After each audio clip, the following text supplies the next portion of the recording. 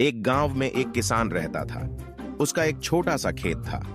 खेत में होने वाली पैदावार से उसके परिवार की गुजार बसर होती थी, इसलिए वह दिन भर कड़ी मेहनत करता ताकि उसके खेत में अच्छी पैदावार हो सके। बुआई का समय आ चुका था। किसान अपने खेत में बुआई के काम में लगा हुआ था। एक दिन खेत में गड्ढा खोदते समय उसे जमीन में गड़ा हुआ एक मटका मिला। वह मटका आकार में बहुत बड़ा था, इतना बड़ा कि उसमें पूरा का पूरा इंसान ही समा जाए। किसान मटके को देखकर सोचने लगा, अरे इतना बड़ा मटका, इसमें तो एक साथ कई 100 लोगों का खाना बन जाएगा। इसे घर ले चलता हूँ। जब किसी अवसर पर घर में मेहमान आएंगे तो यह मटका काम आएगा। उसने मटके को जमीन से निकाला और खेत के किनारे लगे एक पेड़ के नीचे रख दिया। उसके बाद वह फिर से काम में जुट गया। दोपहर में जब खाने का समय हुआ तो अपनी कुदाली जमीन से निकले मटके में डालकर वह पेड़ के नीचे खाना खाने बैठ गया। खाना खाकर जैसे ही वह उठा, उसकी नजर मटके में रखी अपनी कुदाली पर पड़ी। वह यह देखकर चकित रह गया कि मटके में एक नहीं बल्कि 100 कुदालियां रखी हुई थी। किसान ने सारी कुदालियां मटके से बाहर निकाल ली, फिर उसमें एक छोटा पत्थर डाल दिया। देखते ही देखते उसे एक पत्थर के 100 पत्थर हो गए। किसान को समझते देर नहीं लगी कि वह कोई साधारण मटका नहीं बल्कि जादुई मटका है जो किसी भी वस्तु को 100 गुना कर देता है। किसान जादुई मटका अपने घर ले आया। अब जब भी उसे किसी चीज की आवश्यकता होती तो वह उसे जादुई मटके में डाल देता। मटके से एक के बदले उसे 100 चीजें मिलती। जादुई मटका हर चीज को 100 गुना कर देता था, फिर चाहे वो खाने की चीज हो, कपड़ा हो, सोने के सिक्के हो। किसान को अब किसी चीज की कमी न रही। वह दिन पर दिन धनवान होता गया। किसान की समृद्धि की बात उस राज्य के राजा के पास पहुंची तो उसने इसका भेद जानने के लिए अपने गुप्तचरों को उसके घर भेजा।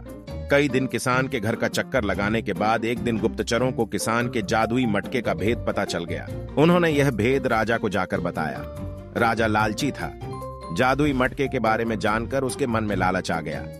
उसने सोचा कि वह मटका किसान के पास नहीं बल्कि मेरे पास होना चाहिए।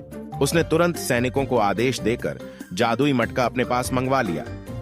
जब सैनिक जादुई मटका लेकर राजा के पास पहुंचे तो किसान भी पीछे पीछे वहां आ गया। राजा के पूछने पर किसान ने उसे बता दिया कि वह मटका जादुई है और उसे वह मटका अपने खेत में मिला है। राजा बोला, राज्य की भूमि से मिली किसी भी वस्तु पर सर्वप्रथम राजा का अधिकार होता है, इसलिए इस जादुई मटके पर तुम्हारा नहीं बल्कि मेरा अधिकार है।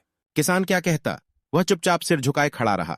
राजा जादुई मटके को पास से देखने के लिए अपने सिंहासन से उठा और मटके के पास जाकर उसे देखने लगा।